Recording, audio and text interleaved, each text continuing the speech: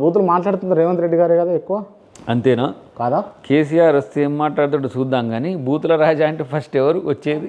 అంటే రేవంత్ రెడ్డి గారు అయితే మాట్లాడుతున్నారని ఒప్పుకుంటారు కదా మీరు. ఇప్పుడు మీరు మాట్లాడితే ఆయన మాట్లాడతాడు, అంటే వీళ్ళు ఎవరు మన మన బీజేపీ బీఆర్ఎస్ వాళ్ళు మాట్లాడితే ఆయన మాట్లాడతాడు. మీరు కూల్గా ఉంటే ఆయన కూల్గా ఉంటారు. నిన్న వరంగల్లో సభ జరిగింది, వరంగల్లో సభ జరిగింది, అక్కడ పోయి మాట్లాడింది ఏందన్నా? అక్కడ కూడా బూతులే కదా. దేని మీద మాట్లాడింది చెప్పు? కేసీఆర్ మీద. దేని మీద మాట్లాడింది?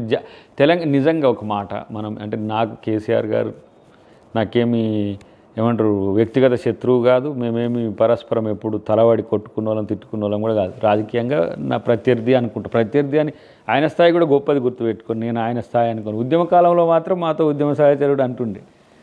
తెలంగాణ జాతిపిత అని కేసీఆర్ని అనొచ్చా మనం?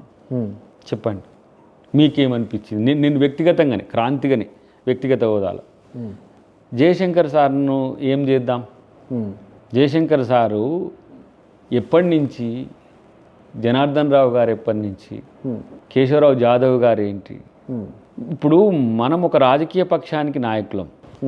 ఆయన తన జీవితాన్ని వెచ్చించింది తెలంగాణ కొరకు జయశంకర్ సార్. కనీసం స్మారకం కట్టినరా మీరు?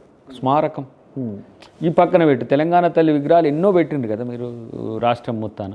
తెలంగాణ తల్లిని అఫీషియల్ చేసిండ్రా? ఇది మా అమ్మ మా తెలంగాణ తల్లి అని చెప్పేసి గవర్నమెంట్ గెజిట్ ఉందా? టీఆర్ఎస్ తల్లిని చేసుకుంటుంది. తెలంగాణ తల్లి అని అందరికీ మనం సెక్రటరియట్లో పెడితే ఈమె కాదు ఈ అమ్మ, మరి ఆ అమ్మకు నా అమ్మ అని ఎందుకు చెప్పుకోలేకపోయినవు అని చెప్పేసి ఇప్పుడు ప్రజలు అడుగుతారు. తల్లికి సర్టిఫికేట్ ఇస్తారా?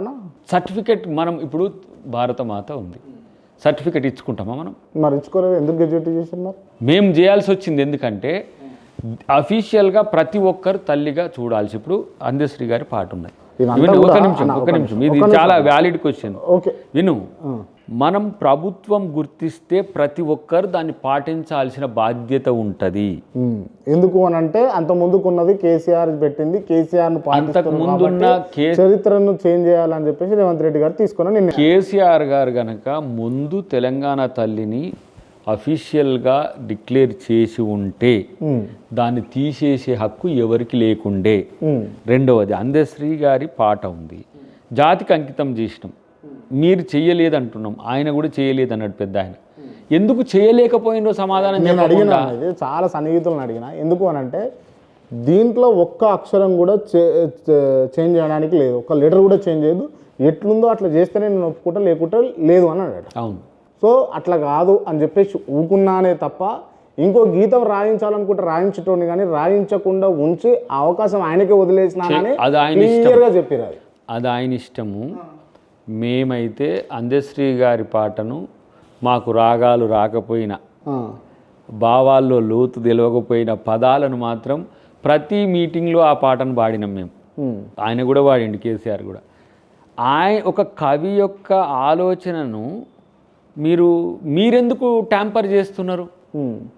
వెనకటికి ఒక పదం, ఆ పాట ఎందుకంటే నేనున్న దాంట్లో ఆ పాటను జాతికి అంకితం చేసే సందర్భంలో అంతకంటే ముందు అందశ్రీ గారు, రేవంత్ రెడ్డి గారు, అయోధ్య రెడ్డి గారు అప్పుడు మేము ముందు 1 సంవత్సరం ముందు కలిసినప్పుడు ఆయన ఏంది కోరిక తెలుసా?